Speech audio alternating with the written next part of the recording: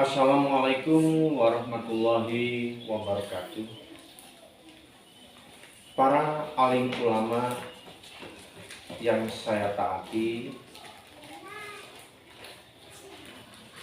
tokoh masyarakat, pejabat pemerintah, baik sipil maupun abri yang saya patuhi, pengurus PGRI mulai dari pusat sampai tingkat kecamatan yang saya banggakan. Pertama, marilah kita panjatkan puji syukur kita kehadirat Allah Subhanahu wa Ta'ala yang telah memberikan rahmat dan nikmatnya kepada kita semua, sehingga pada hari ini dalam suasana daring saya bisa berdiri di hadapan para bapak dan ibu seluruh permisah di seluruh Indonesia. Perlu diketahui bahwa saat ini COVID-19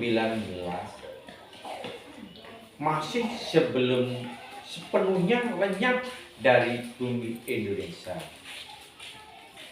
Oleh karena itu, kita sebagai warga negara yang baik, mari kita sama-sama menjaga protokol kesehatan, karena kita tidak tahu apakah kita yang membawa virus corona ataupun orang lain.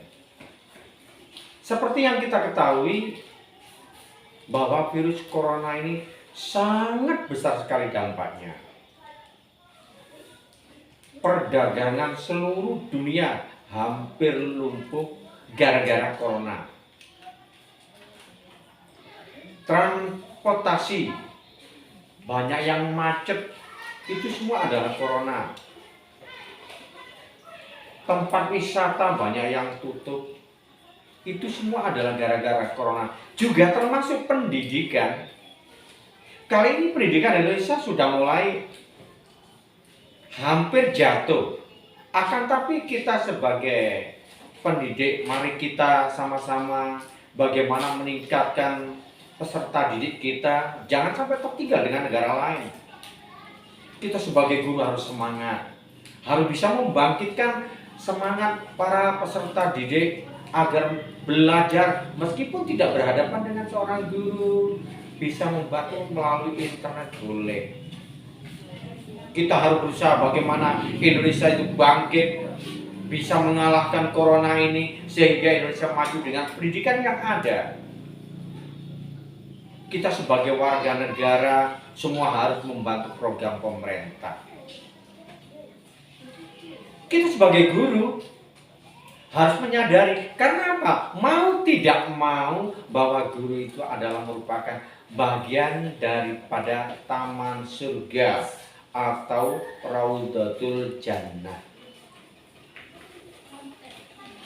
Sabda Rasulullah SAW berbunyi begini: Ma baina baiti wa mimbar Raudatum min riyadil jannah. Kurang lebihnya artinya begini, bahwa dari rumah dan mimbarku terdapat sebuah taman yang disebut dengan taman surga.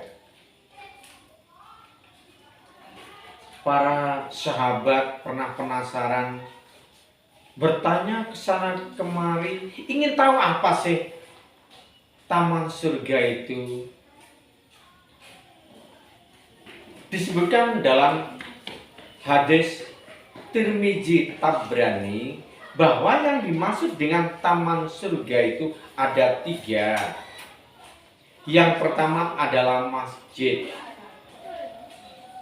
Jadi kalau kita berkumpul di masjid, tentunya adalah orang yang baik, melakukan ibadah.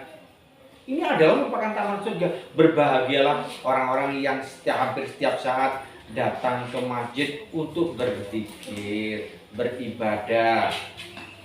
Yang kedua, yang dimaksud dengan taman surga itu adalah majelis dzikir. Majelis dzikir itu begini, Setiap orang yang melakukan menimba ilmu, berdoa, berzikir, memohon kepada Allah agar kita itu menjadi bagian dari taman surga, itu adalah merupakan majelis zikir.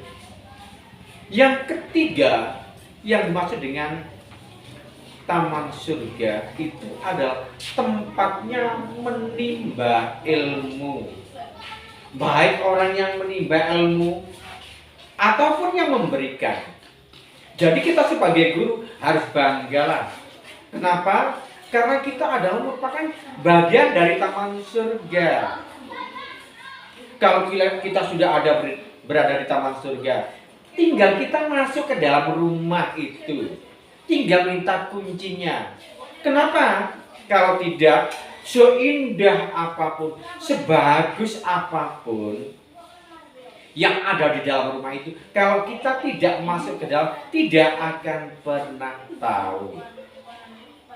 Supaya kita bisa masuk di dalam surga, bagaimana caranya? Gampang. Menurut Rasulullah SAW, kalau kita ingin masuk dalam surga atau dalam rumah yang bagus itu, maka kita harus punya kuncinya. Bagaimana caranya? Datang ke Rasulullah. Bagaimana datang ke Rasulullah? Sholat mengikuti perintah Rasulullah, itulah merupakan sama dengan datang kepada Rasulullah.